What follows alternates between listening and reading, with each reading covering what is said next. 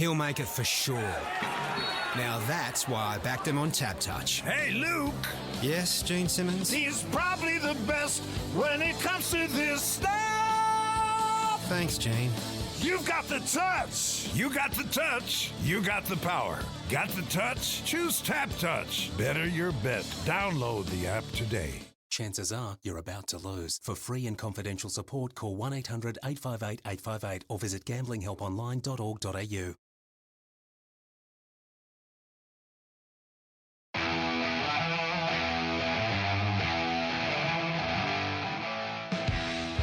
Hoops Heaven proudly brings to you Basketball Hustle. Ellis fumbled the ball. 2 on the shot clock. Goes up a prayer. Yes! As he was falling to the ground, it's a 3. He shot it literally from the hip. Definitely a highlight. Here come the Billikens. 4 on 2. McCall. Ellis. Left corner. We're missing out. Bang! From way down under. Cody Ellis. Now it's time for another episode of Hoops Heaven's Basketball Hustle.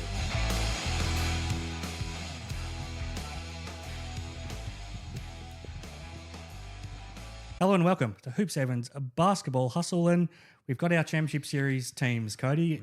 At the end of everything in the NBL season, we've got the top 2 teams playing off, and I feel like if you're promoting the NBL, an Illawarra Hawks Melbourne United series is pretty much everything that you could have hoped for. So as we sit here on Friday morning, game 1 on Saturday night, there's going to be plenty happening in your old hometown, Cody, of Wollongong. So we're looking forward to that, and I'm most looking forward to seeing what sort of reaction Chris Goulding gets once he steps out onto the court come Saturday night. But we'll preview that, but also look back on the 2 playoff series, Cody, where in the end it felt like the South East Melbourne Phoenix, as brave as they were, just completely ran out of gas come game 3. But then, what a series it was between Melbourne and the Perth Wildcats. So I don't know if we've ever seen a better 3-game battle than we saw in that series, and not a more dramatic final minute of a series either, which we'll break down. So I think we'll find that this hour will go by pretty quickly once again, Cody. We're here, as always, thanks to Hoops 7 and Tab Touch. So head to tabtouch.com.au and find out how the market is shaping up for this series and Game 1 as well. But I'm Chris Pike, but the man everyone's tuned in to hear from,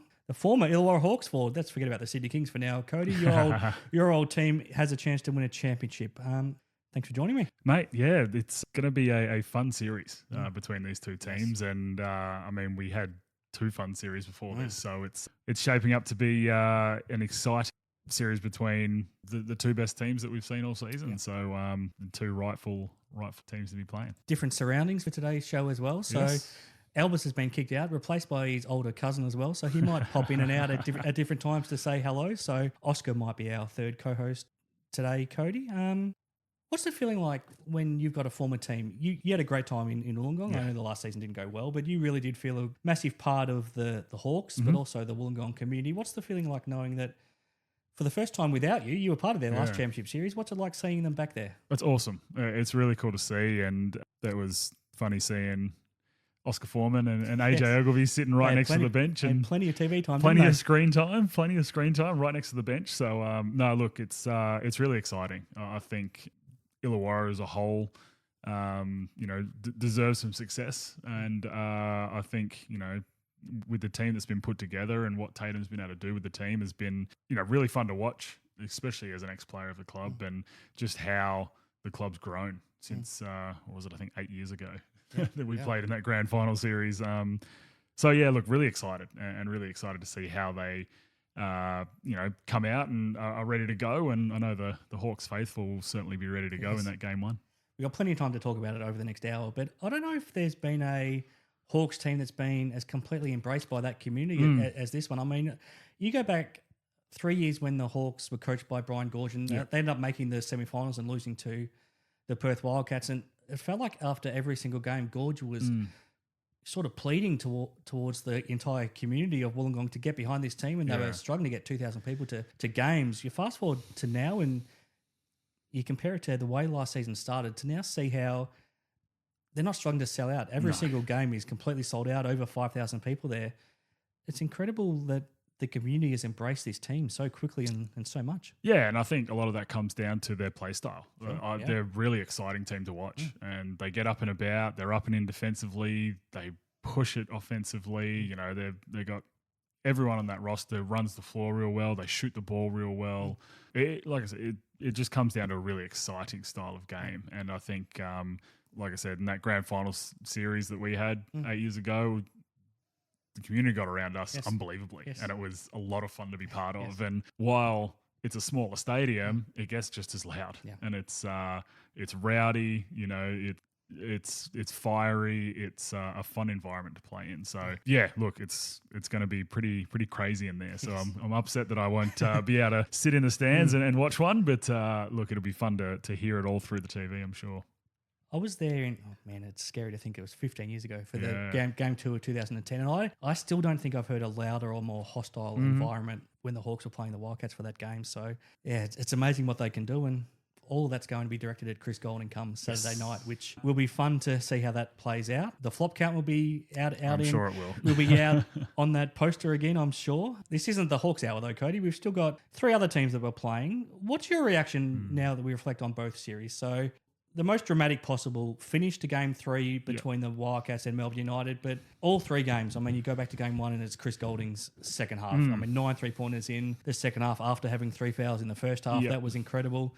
The Wildcats looked completely dead even 2 minutes to go in the third quarter of game 2, and then they find a way to completely dominate from there by going small. So full credit to John Rillie for his adjustments. And then even game 3, I mean, the Wildcats had the fast start, and they looked like they were continuing that momentum. They gave it up in the second half, and then it was just blow for blow down the stretch. And then the other series, 2 really good first 2 games, and then the Hawks had just too much for the Phoenix. How do you reflect quickly on the 2 series? And we'll obviously break them down in more detail as we go along.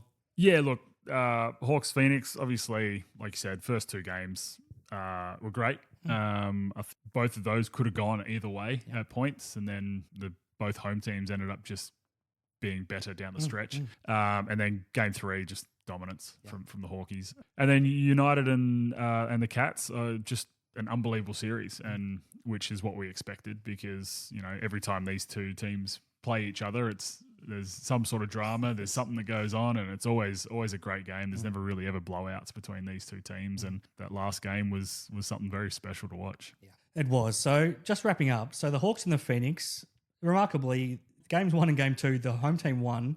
The Hawks won game 1, 101-94. The Phoenix won game 2, 101-94. You'd have pretty good odds on Tab Touch to get the same score line in both games, and then complete blowout Wednesday night in game 3. The Hawks, even that scoreline doesn't quite tell the story. 126-96, but the Phoenix scored the last 12 points to make that a little bit more. I don't know if you can say respectable, but a little bit. And then United and the Wildcats. So Melbourne win game 1 thanks to Chris Goulding's heroics, 105-93. The Wildcats storm home to win game 2, 96-89, and then I don't know if we should feel cheated we didn't get overtime, but we're very unlucky we didn't get overtime. Yeah. Melbourne United end up winning 113-112. Let's start with the Melbourne United and the Perth Wildcats series, Cody. At the end of the day, we'll get through all of the drama, but at the end of the championship series last year, Dean Vickerman, the one takeaway that he had was that we didn't execute well enough in last possessions of games, especially in the championship series. But you can even go back to the series they lost they won against the Hawks, but they lost game 2 where those out of bounds plays that cost them 3 times this year. So we saw the win against Sydney that led to the Jack White dunk. We saw the 3 on the very similar play for Chris Goulding to beat New Zealand, and then the series on the line. Rob Lowe gets it to Delhi. Chris Goulding's all alone under the basket, perfectly executed last plays. How satisfying would that be to know that the thing that cost you last year is now the thing that has become your strength a year later? Yeah, it'd be huge. It'd be huge. And just, I think the fact that they've gone back, looked at that and really tried to change it, because they didn't have to make too many tweaks. I mean, they're always a contender every single year, but it's those little details that can win yourself championships. Like just getting the ball into play. Yeah, well, exactly. And that's something that we've that clearly every club's cleaned up in the over the last season. But just the minor little details. And you know, you get to this point of the season and semi-final series, all 4 teams are an absolute possibility to win it. You know, there's not usually a super clear-cut favourite, and I don't think there was going into these semi-finals. The teams that finished 1 and 2 in the Hawks in Melbourne, obviously you'd expect them to be favourites, but leading into the FIBA break, I think the Phoenix and the Cats were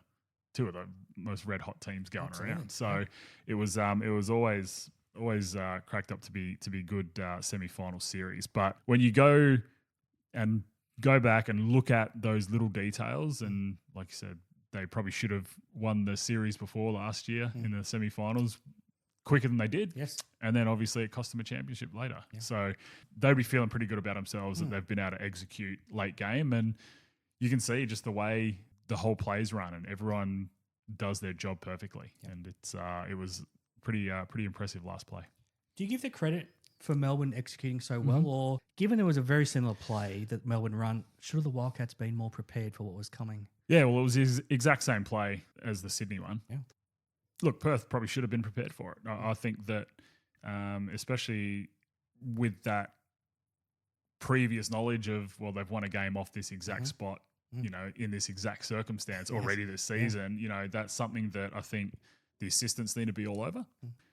And look, at the end of the day, I think the fact that Delhi caught it so easily was the issue in itself. Yes. You know, you make Delhi catch it deep corner rather than on the block. It's very interesting. Rob Lowe takes that inbounds pass and it's Bryce Cotton guarding him. So there's no pressure at all on Rob to get that pass in to start with. Yeah, not at all. Not at all. So it's, pretty interesting. But yeah, look, it was very well done. It was very well done. Yep.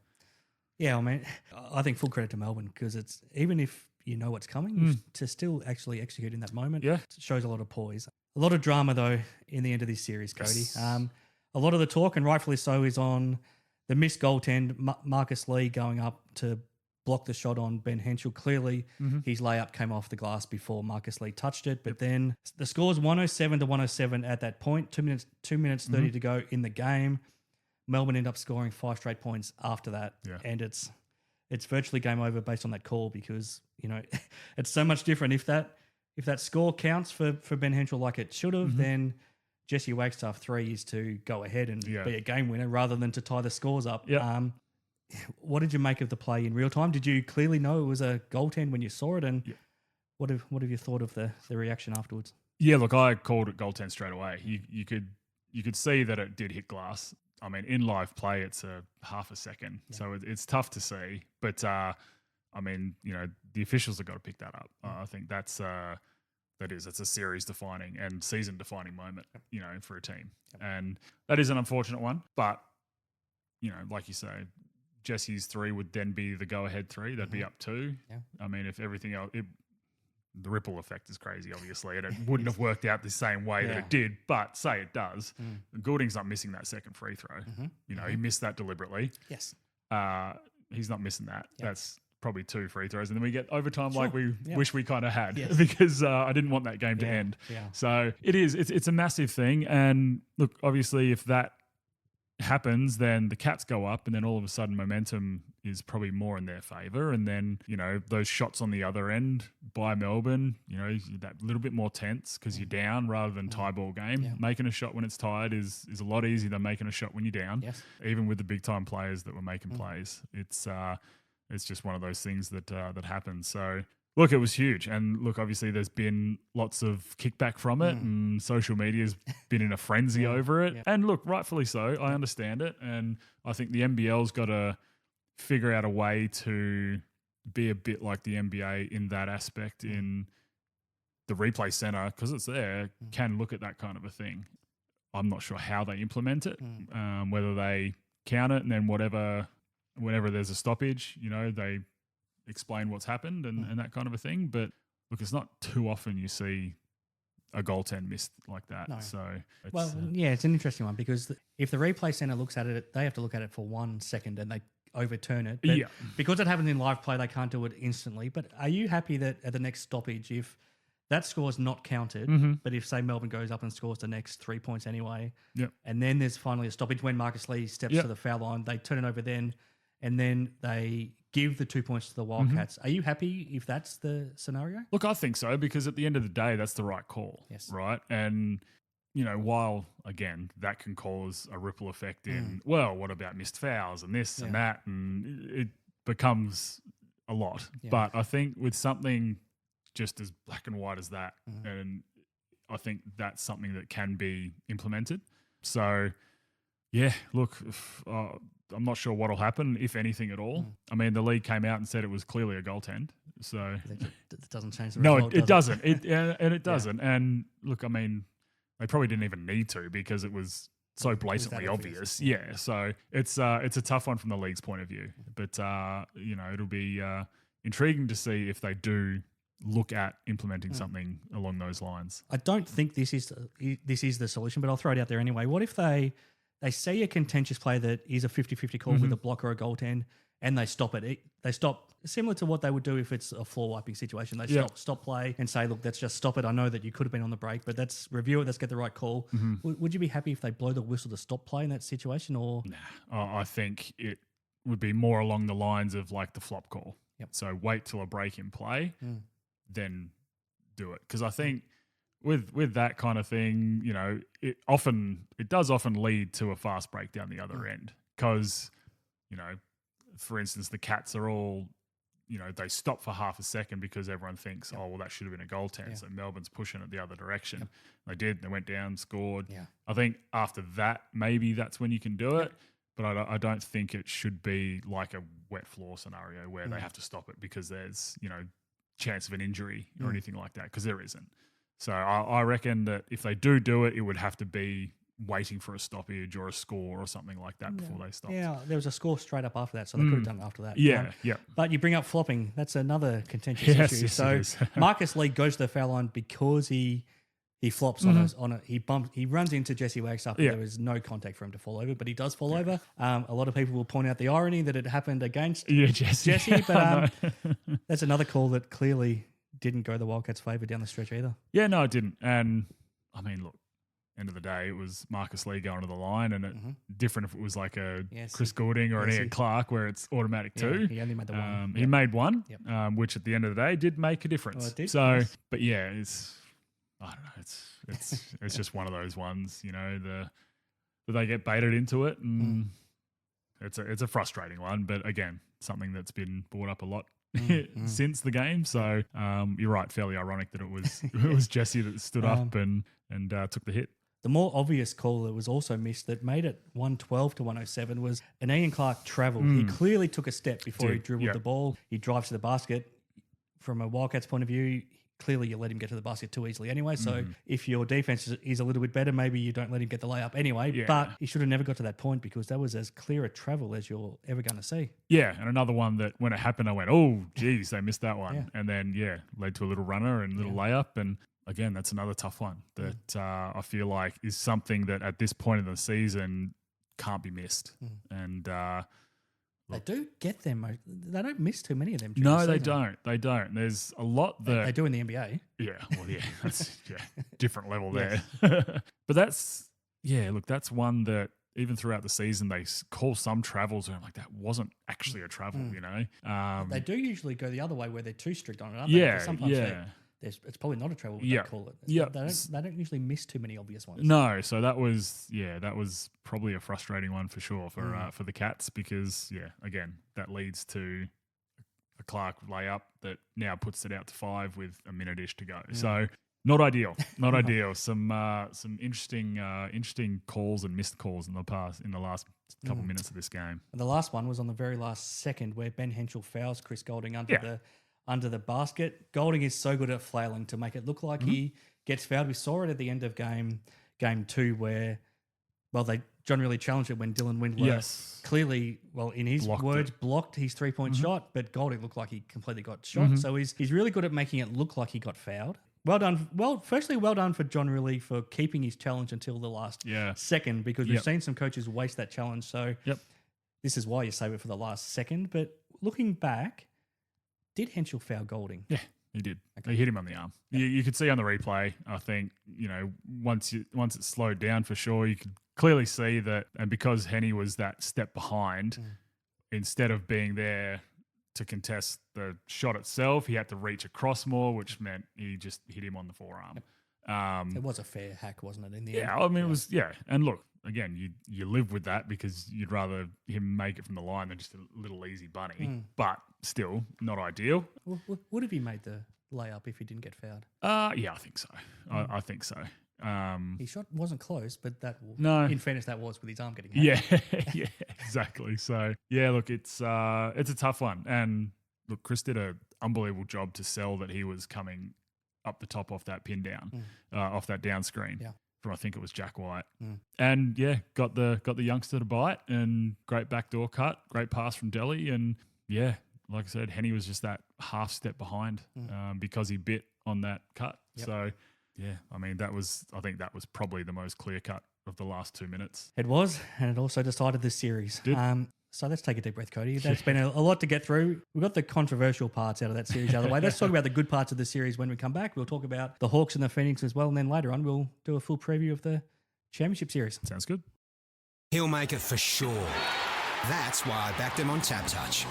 You got the touch, you got the power. Got the touch? Choose Tap Touch. Better your bet. Download the app today. Imagine what you could be buying instead.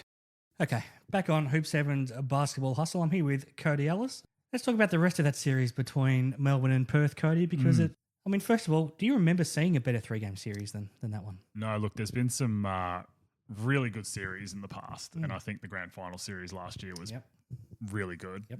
But a lot of that came from poor turnovers on the other end. Yes. So I think this was an unbelievable series. I think the fact that Perth was able to come back from being 20-something down at home and right the ship and get it done. And then, similar in game 3 where Melbourne came out and looked on the back foot and Perth were up and about and scoring and getting stops. And then they ended up with a, double-digit lead early and Melbourne fought back. And then just to have that game be what it was and how impressive it was, I think the series as a whole just was super impressive. And it's certainly one of the better ones we've seen in quite some time. Is Chris Goulding the MVP of the series? What he did in game 1. I mean, he stormed off the court late in the second quarter, furious with himself for picking up a third foul by just charging into Jesse Wagstaff on a screen. Yeah. And he went into the locker room to clear his head, and then he didn't even start the third quarter. So I think he sat for the first 4 minutes of the third quarter, but then he hits 9 threes for the rest of that game. He ends up with 41 points, and then he has, I think it was 11 points in the first 4 minutes of game 2. Yeah. But then he misses his next 11 threes, and full credit to Ben Henshall for chasing him around. Yeah. But then he comes out 30 more points, 9 threes again in game 3. Yeah. Is Goulding the MVP of this series? Yeah, I think so. I think so across the board for sure. Like you said, Henny did a great job on him in game 2 after Chris had scored, I think, 11 to the Cats, like 8 or something at that point. And he also pulled a Goulding and was annoyed at himself and went back to the locker room in frustration and then came out and actually did a really good job on him for the rest of the game. But yeah, look, I'd be hard to find someone else. I know Clark was just magnificent in game 3, but I think across the series, Goulding would have to be it. The question mark I've had on Melbourne all season, as you'll remember, is that they didn't quite have a second weapon. And I'm not sure if they had the firepower to beat a team like the Wildcats, but what they found in game 3 was another weapon. Yeah. Ian Clark was incredible. His 38 points is the most he's scored, not only in the NBL, but more than he scored in the NBA as well. So he had a 36-point game in the NBA at the Golden State Warriors, but he beat that with 38 points in game 3. They needed somebody else. They couldn't rely on Goulding to do it all, and he was ultimately the difference. Yeah, absolutely. And, this was the question mark over them from the start. We spoke about that missing piece and how much they lost from last year's team and, how were they going to be able to put points on the board? And still just having 2 imports. Yeah. Like we figured that at some point during the season they'd find another piece in an import and bring him in, but they never did. They stuck with their guns. And while they probably weren't playing the most impressive basketball throughout that middle part of the season, they were still getting wins and still getting it done because of how good they are defensively. And look, if Melbourne's going to have a chance to beat the Hawks in this grand final series, I see he's got to be just as aggressive and good on the offensive end because they need that extra punch because the Hawks have multiple the Hawks are going to score 100-plus points. Yes. It's going to be very unlikely that they don't average 100 points throughout the series. Yeah, absolutely. So it's look, it was awesome to see. It was great to see, and I think that he's just a super impressive player in general. He's so level-headed. He doesn't get too high or too low usually. Every now and then you see him smack the floor hard, and it's more frustrating with himself. It is, isn't it? Usually, absolutely is, and it's he's the ultimate pro. So I think, the fact that Even after game 3, the one thing he was frustrated with himself about was a play where he let Bryce get free when he was guarding him. Yeah. So as good as he was, that was the thing that still was at the forefront of his mind. Yep. Again, and just, that's the been there, done that, ultimate professional kind of a player that he is. And I'm sure it was nice for him to see some shots go down. Yes. And I mean, he was single-handedly keeping Melbourne absolutely, in reaching distance of the Cats in that game 3. So if he can come out and be as aggressive, because a lot of the games we see him play, he's just not aggressive. He's not shooting the ball, or he's, passing up shots that he probably should be taking. And he certainly wasn't in this one. No, and when you've got both Goulding and Clark firing at the same time, it's almost an unbeatable team. Yeah. I mean, it really does make all the difference for them. Really interested to get your thoughts on what John Rillie did with the Wildcats. I mean, this series was over by halfway through the third quarter of game 2 when basically John Rillie was sticking to the same plan he had most of the season by going reasonably big with Keanu Pinder up front, backed up by Almanza and Okwara, and then, rotating through Windler and Doolittle and having his backcourt. But he had to try something different, and virtually it meant sitting Keanu Pinder for the rest of that game 2, going extra small with Doolittle and Windler, and then Ty Webster, who was terrific, and then Ben Henshall, who didn't score, but again, it's probably the best 1-point game he'll ever have for what he did defensively, and Bryce Cotton was contributing, and Jesse Wagstaff had his moments as well. And again, throughout the second half of game 3, we virtually didn't see Keanu Pinder, didn't see Okwara, didn't see Almanza, and he went, I feel like it was a choice between Pinder and Wagstaff, and he went with Wagstaff, and I'm not sure that he got it wrong. I think they had a chance because of the adjustments he made, but it was a completely different way of playing that they had been playing all season. What did you think? Oh, look, it was I think it worked out very well for them. Yep. Obviously, he had no choice but to try something different. Yes. I mean, you're right. They were dead in the water. They were halfway through the third. They were 18 points down, I think, with 40 minutes to go in the game. Yeah, and it's crazy that they were able to turn that around, and Melbourne looked like they were just ready to get back on that plane and prepare for whoever they were going to play. And look, I mean, all the credit to him. He did a great job of sticking to that smaller rotation, and we kind of saw that towards the end of last year too. His rotation shrunk fairly rapidly, and it only became a 7, maybe 8-man rotation. And we kind of saw that here, just with a very different lineup. But, I mean, you've got veterans like Wagstaff in there who can, guard the bigs in Rob and Marcus, and I think they did a good job, and Doolittle was unstoppable.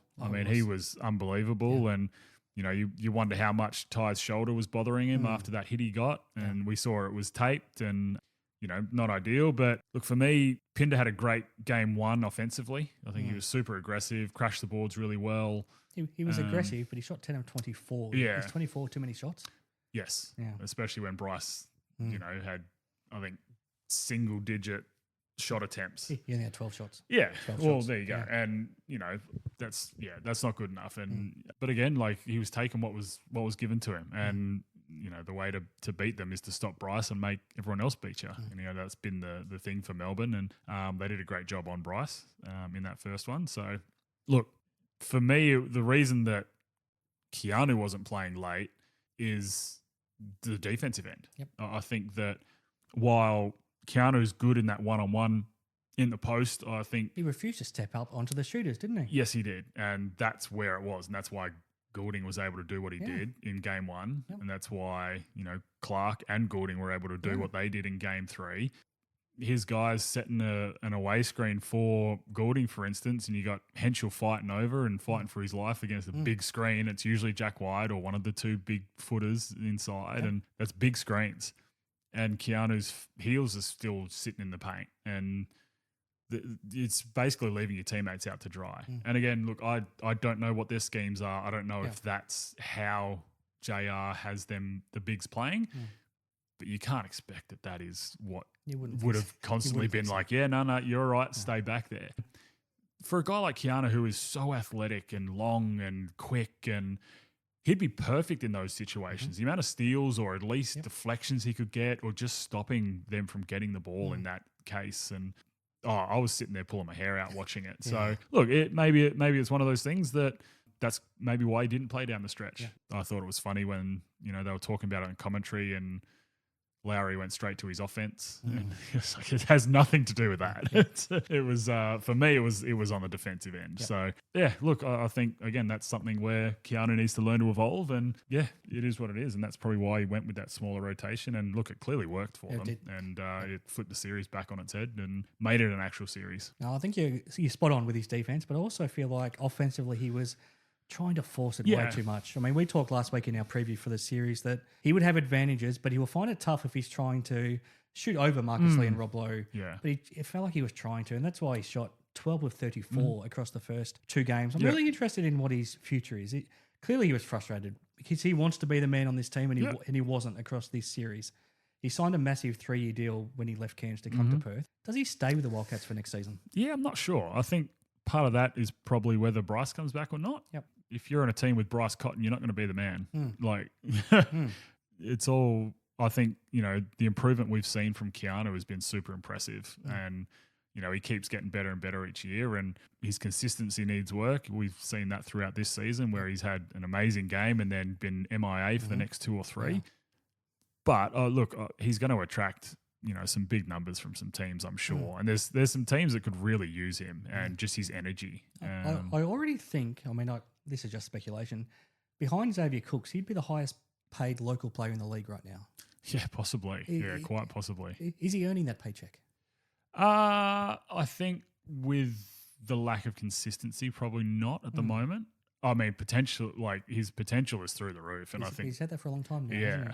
Yeah. And look, we have seen it come out. We've seen glimmers of it, and we've seen games where you're like, "Yep, well, there he is. That's the Keanu that is going to dominate this league." Yep. But yeah, it's a tough one. And look, I'm sure there's other guys around the league that think that they should be paid more, obviously. Sure. But it just depends on the situation, really, with that kind of a thing. So that's tough to say. But yeah, look, I expect him. I'm sure the Cats will want him to stick around for sure. But again, I expect him to be thrown some contracts from elsewhere as well.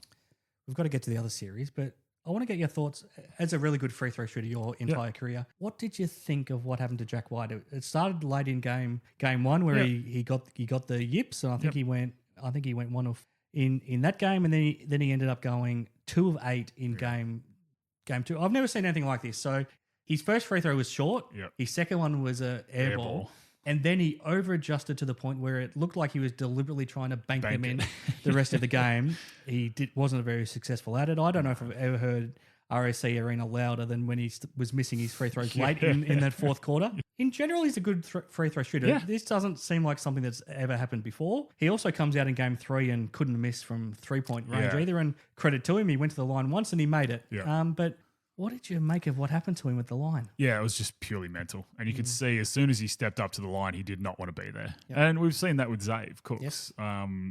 He's had his struggles from the free throw line. And look, Zave's not the best free throw shooter in the world. And I think that is probably where, his yips come from. Whereas Jack's, mid to high 70s I think so. percent free throw shooter. Like that's a decent free throw shooter, I think. Especially for a big guy. Yeah, absolutely. And he's got good touch. I think that, you're right. He missed those 2 free throws in a row and just all of a sudden went into his own head. Yep. Then he gets fouled again, 1 or 2 possessions later. Yep, and just went, uh-oh. I mean, he gave away cheeseburgers, I think, 3 times here in Perth. So, but yeah, it's you could see it. As soon as he stepped there, he just didn't want to be there. And I think he did a good job of clearing his head between game 2 and 3. And he was saying he spoke to his mate Matt Hurt and got some confidence back into him, which is great. And that's something that. Again, that's, being a professional and moving forward and not worrying about what you've done in that last game or 2 and moving forward and trying to get better. Look, he was great. I think obviously seeing some threes go down boosts the confidence a lot. But yeah, geez, it was something that was very strange to see from someone of, Jack White's experience. Have you ever tried to bank in a free throw? No, not in the game. I've tried it at training. It's it's harder than it looks. Yes. It's a lot harder than it looks. Have you also tried, like Matt Hurt and Jack White, college teammates? Do you try to give Rob Lowe some advice and guidance when you can? Oh no, mate. He knows what he's doing. That's okay. All right, Cody. Let's get to the other series. Not quite as dramatic, but the first 2 games were between the Illawarra Hawks and the South East Melbourne Phoenix, with the home team winning.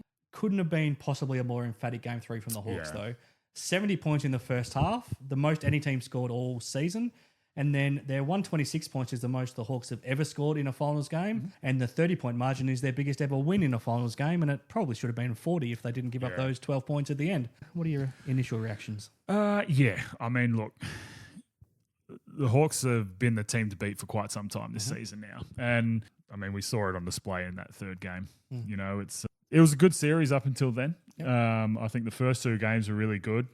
Like we said, they probably could have gone either way, just depending on a couple plays here and there. Well, even in game 1, for the Phoenix were in control. If you take out the 21 straight points early in the third quarter that the Hawks scored, Phoenix were the better team outside of that. They were. I think for those first 2 games, Phoenix were the better team for probably 6.5. I was going to say at least 6 quarters, 6.5-ish of those quarters. Yep. So they would have been kicking themselves that they weren't able to get it done in game 1 and then go, clinch it at home. Yep. But game 1 was always the one to snatch off them, especially with the Hawks coming off the 21-day break. That was the Phoenix's chance, wasn't it? Yeah, and we kind of saw that they were playing like they hadn't played in 3 weeks. So, tough one. But, they just ran out of steam. And you could see Derek Walton just hadn't played enough, and he was just gassed and kind of out on his feet there, unfortunately. And then, Hurt not touching the ball in Wollongong, just didn't touch the ball for both games. No. So it's, the few shots he did get in each game were forced, bad, contested, kind of threes because he hadn't touched it. Yeah. And I'm sure he was pretty frustrated. Yes. But look, the Hawks just did a great job all round, especially in game 3. I'll get to both Hurt and Walton. I'll start with the Hawks with their backcourt, though. Yeah, Look at the difference between when the Hawks win and when they lose in this series between what Tyler Harvey and Trey Kell delivered. So they were the backcourt of the all-first team, so they're very high quality. So in game 1, they combined for 48 points, 14 rebounds, and 7 3-pointers between them. Yep. Game 2, virtually invisible, 16 points. They shot 4 of 23 from the field between them, 1 of 13 from 3. They still had 10 assists, but they just couldn't score. No. And then suddenly in game 3, this included 26 points in the first half just for Trey Kell on his own. They end up with 42 points. They make 13 of 27 from the field, 5 of 13 from 3, and they still have the 10 assists. I think it's fair to say that they are keys to their success. Yeah. No, it's no secret, is it? And again, when they're both all first team players, then it's certainly no secret. So I think that, just the fact that they were super aggressive in all these games, and that's kind of how they've been, especially the back end of the season. Trey Kell's just been an absolute beast, and he's just so hard to guard. And, I'm sure he would have felt good beating one of his old clubs. So, it's they're very impressive. They're a very impressive duo, and we said when the Hawks did sign Kell that he was going to be a difference maker for them, and he's certainly proven that. And it's just, again, it's opened up Tyler Harvey to be able to just play freely and not force it, and just kind of play his role. And he's been, again, super impressive as well. Yeah, we've talked a lot about over the last 2 years with Simon Mitchell about Trey Kell, and he brought him to the NBL for the Phoenix with the vision that he could be this big point guard. Yeah. Sort of circumstances dictated that on that Phoenix team at the time that he had to play more as a 3-man, and he was injured a lot that season. And then even at the start of last year in Adelaide, he was playing as a 3-man. But then once they made the coaching change, he was the point guard. He had a triple-double, and he was great. And now he's playing as a point guard. It's ironic, isn't it? This is the version of him that Simon Mitchell wanted to bring, and he's the man that knocks out Simon's team. I know. I'm sure Simon's sitting there frustrated with that. And look, I mean, he had it spot on in the fact that, Trey was just too injured, and we saw that. This was probably his healthiest season so far, and while he did still miss a few games, it's, we've seen the best version of him, and again, what Simon predicted and what he would, be able to do in this league. It's clearly the best shape he's been in over the 3 seasons. Very much so. Yeah, very much so. And that plays a big part in, in a lot of those injuries. So, yeah, look, he's a very impressive player, and, when he's aggressive and on his game, he's tough to stop. Yes. What about Todd Blanchfield? It feels like ever since Darius Days got injured, he's got more minutes, but gee, he's taken his chance. His shooting is as good as it's ever been in his career, and it's been a career that's now 435 games old. Fascinating that he starts game 3 only because Justin Tatum didn't have his glasses on. So he's number 21, Mason Peatling's 22, and he ticks the wrong box. So that's funny, and he got subbed out 40 seconds into the game. But after that, he hits 8 3-pointers, the most he's ever hit in a game. He has 28 points. As it turns out, we were wondering if Darius Days could replace Gary Clark from last year. In the end, it's been Blanchfield. It's been Toddy, I know, and it's been fun to see. Yeah, and the vet getting it done, and he's just shooting with so much confidence, and I think a lot of that comes from just how they play. The penetrate, the kicks, and the and that kind of stuff, and coming off on balls and kick back to the pops, and he's catching it in rhythm every time. Yeah. And I mean, he's always been a great shooter. Yep. Even since his junior days, and it's really cool to see him come out and have 28 in a series clinching game. Does part of him probably wish that it was the Wildcats playing in this series so he could show John Rillie what he was capable of still? Possibly, very possibly. But I'm sure he's just happy to be playing in a grand final series. Absolutely. If anyone deserves a championship, it's him, isn't it? After his career. What about the Phoenix? Matt Hurt, the difference between him in Wollongong and in Melbourne in this series was incredible. So across the 2 games in Wollongong, he scores a total of 14 points and he only takes 12 shot attempts in total in those 2 games. The game in Melbourne, though, on Sunday, he has 30 points, 11 of 19 shooting from the field. He hits 4 3-pointers, and I think he had 19 points to half time. Yeah. How do you explain that the 1 game in Melbourne, he's unstoppable? The 2 games in Wollongong, he's invisible. Yeah. Well, the Hawks did a great job at home of just being physical with him and keeping him out of post, and that's kind of where he got it rolling in game 2. Just those little inside touches, and he gets a bucket or his little fadeaway, his little Dirk fadeaway in the post on the block, and gets to the foul line, sees a couple of those go down, and then all of a sudden he's able to knock that 3 down. Whereas most of the shots in Wollongong were those deep contested threes off a step back after not really touching it for a possession or a few possessions, not getting inside, not getting to the line, and starting to get to some sort of rhythm. And again, I think a lot of that credit goes to the Hawks and just how they defended him. And obviously Phoenix had to be better at trying to get him the ball because, he just didn't see it a lot in Wollongong in general. No. Derek Walton Jr. is the other fascinating one. So we know how good he is. Before he did this hamstring injury, he was just starting to play some really great basketball again, but he'd come back from a layoff before that, and it probably took him 3 games to warm up then, and then he started playing better. He had no time to warm up to get into this series because he hadn't played in, I think it was 6 weeks before coming back for game 1, and he started well. He had a really good first half of game 1. I think he had 8 points and 9 assists to half time, but his last 10 quarters of this series, he really struggled. So game 2, he only has 5 points, 6 rebounds, and he shoots 1 of 9. Game 3, 6 points, 1 assist, and he shoots 2 of 7. We talked a lot about how good Owen Foxwell, Angus Glover, and Ben Eyre were doing in his absence. It's a tough one because you have to back him in when he's your superstar, but at the same time, it probably hurt them in terms of how well they had been playing. It took them out of their rhythm a little bit. Yeah, it did. It did. And again, it's hard to have a guy of his caliber available and not play him, and you're playing your young guys,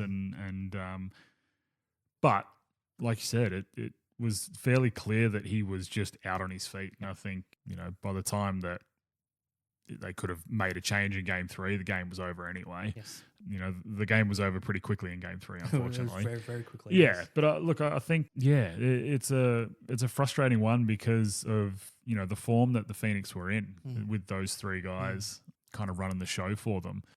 Yeah, look, I don't think there's a right answer, because, like I said, you've got a guy like Derek Walton and how good he is, and like you said, superstar of the team. And that's interesting. If they lose this series and he doesn't play a lot, then we're asking why doesn't he play more? Yeah, exactly. But I mean, look, 6 weeks is a long time not to play, especially at the back end of a season where everyone's kind of at their peak and you're not. You're trying to play catch up. It's and again, I'm sure it was a frustrating time for him too. The obvious question is, though, does Matt Hurt get more looks if it's not him as the point guard? Probably. Yeah, look, to have 1 assist in games 2 and 3 is not good enough for a point guard. Especially when he had 9 in the first half of game 1. Yeah, exactly. And I mean, kind of fell away at the end of that game, unfortunately, and that happens a lot of times. You know, you come back from injury and you're feeling good in the first half, and then all of a sudden, you just fall into a heap, and it's kind of what we saw, unfortunately. And look, I assume Hurt would have got some more looks had those three have been playing, but again, really tough to say. Yeah. All right, Cody, I think we've done a good job wrapping up those two series. Let's take a break, and then we'll preview the championship series that's to come. Sounds good. Can you picture the first goal before the ball has even bounced? Can you read the footy future in the mullet of a full forward? You've got the touch. Got the touch? Download the Tab Touch app today. You win some, you lose more. Okay, back on Hoop 7's Basketball Hustle. I'm here with Cody Ellis. Last segment for this week, Cody, and we've got a championship series to now look forward to between the Illawarra Hawks and Melbourne United. Game 1, Saturday in Wollongong. Melbourne drawn the short straw with when their games are played throughout this final series. They have their game 2 at home on Wednesday night, then back in Wollongong next Sunday for game 3, and then, if required, Melbourne again midweek on the Wednesday, March 19, and if it goes all the way to game 5, it'll be Sunday, March 23.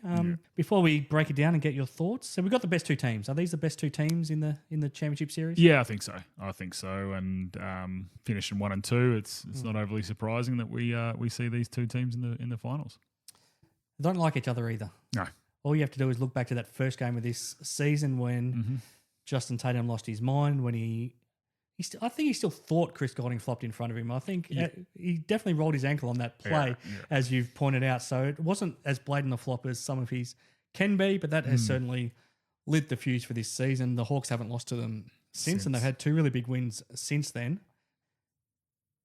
And obviously they played each other in the semi-finals last year. They went to 3 games, and there's no love lost between these two teams. So in terms of a matchup and in terms of promoting it, there's so much you can use to promote this series. It's almost like a dream for the NBL, I feel. Yeah, oh, absolutely. And I'm sure they'll use that footage of Chris and jammed his ankle and hyperextended his knee and all that kind of stuff. But yeah, look, and then you see the flop counter in the next game in Wollongong, and I'm sure that'll make an appearance, like we've mentioned earlier.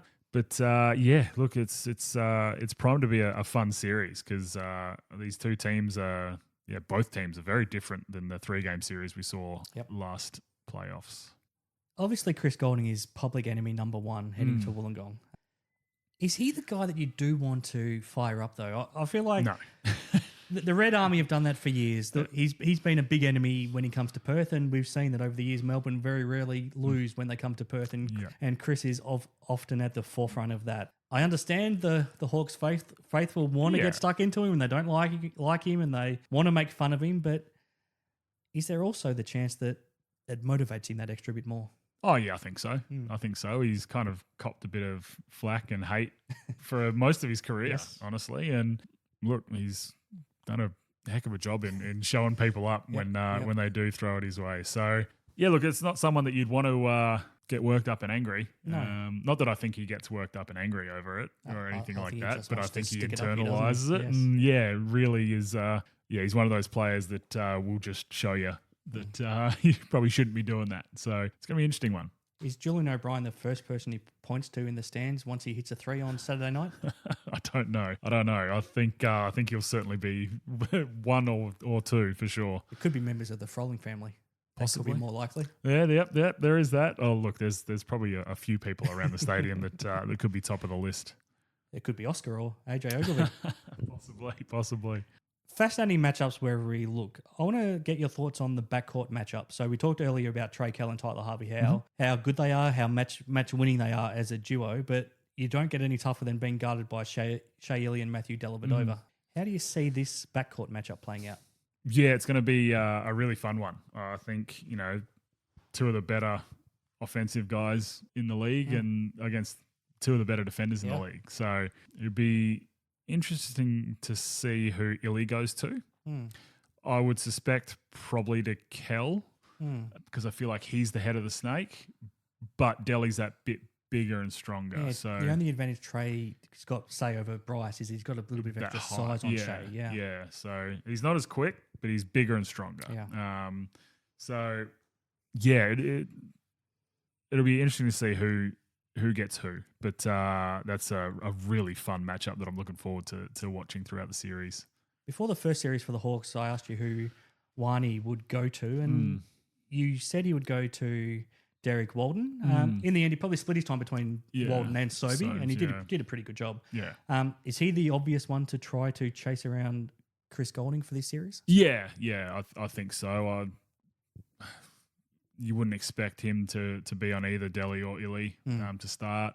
And just that extra bit of length for Goulding to try and get his shots off. And, Wani does a really good job of getting under people's skin. Yes. So I think that, that's something that we'll probably see early is nothing dirty at all, but he'll just be literally in Goulding's jersey as well, and just little nudges and just really irritating. And that's what he's done so well this season.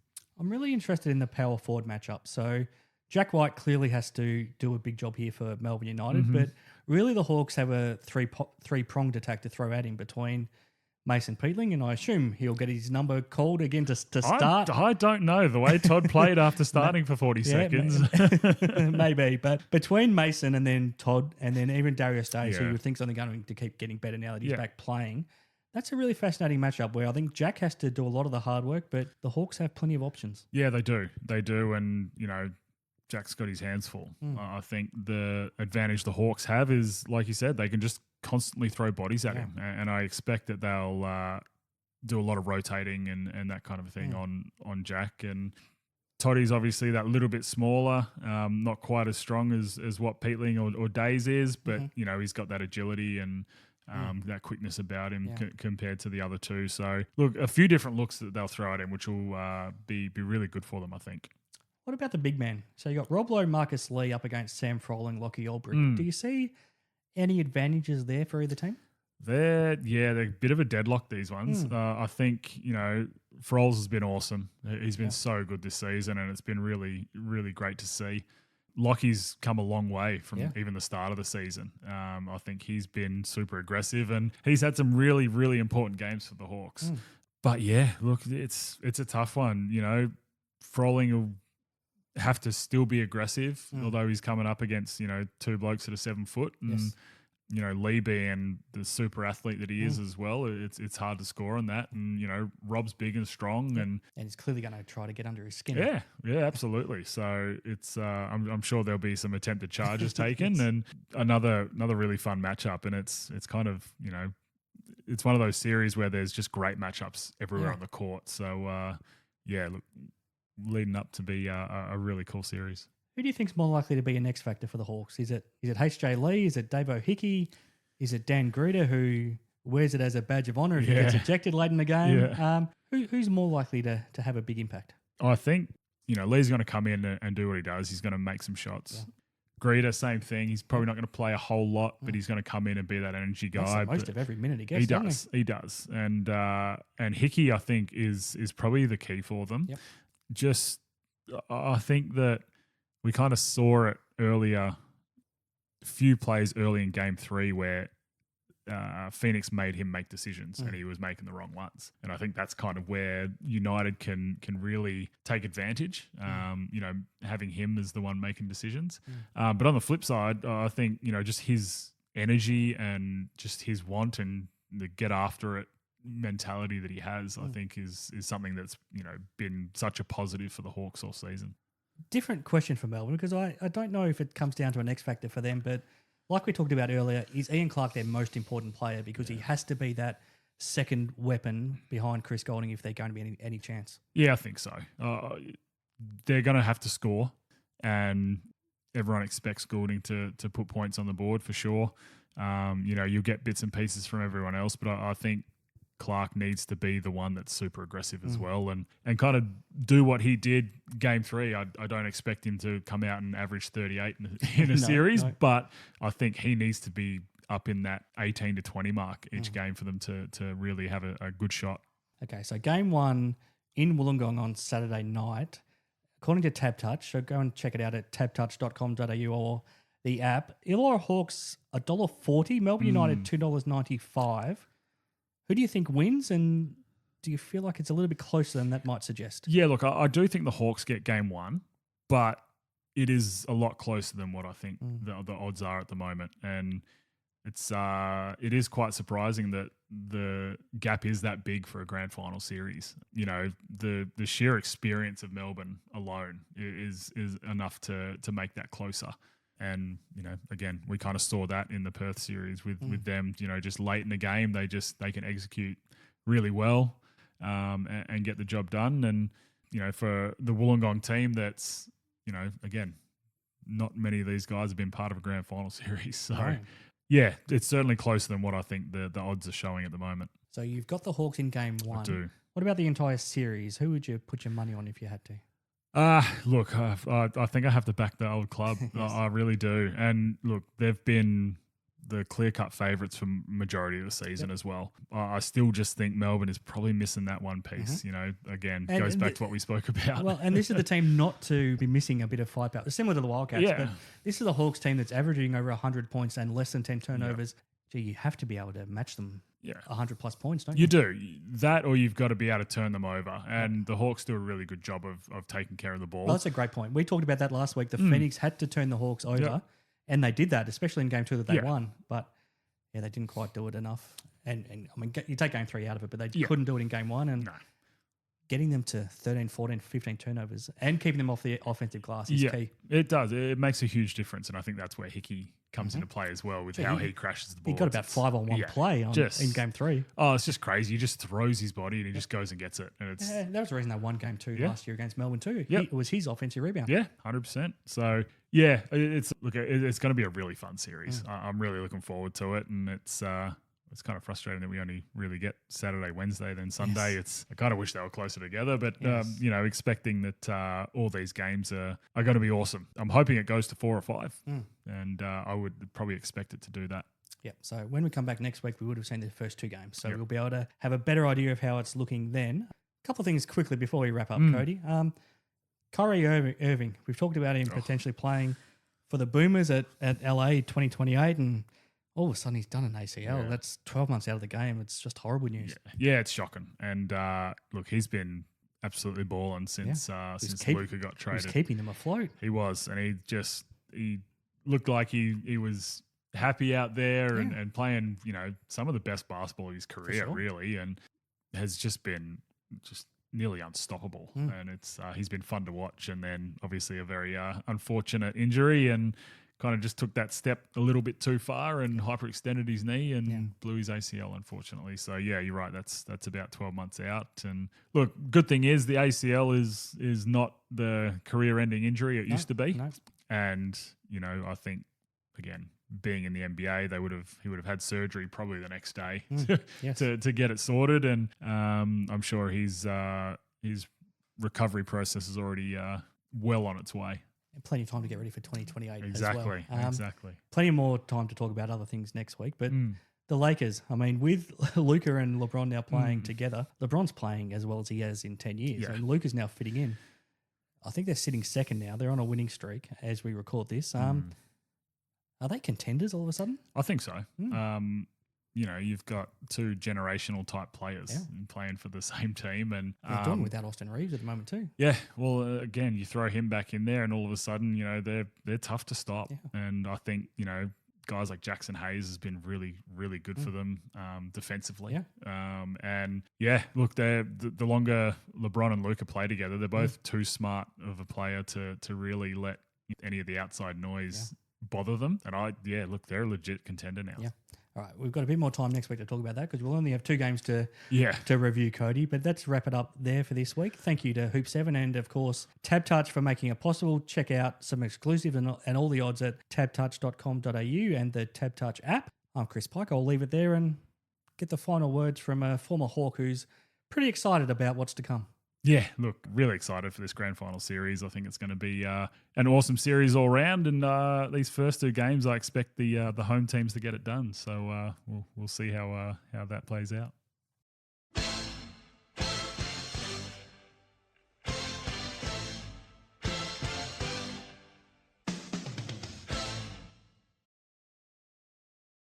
Can you picture the first goal before the ball's even bounced? You might have the touch. When the weather's wet, can you feel who'll triumph? You've got the power. Can you read the footy future in the mullet of a full forward?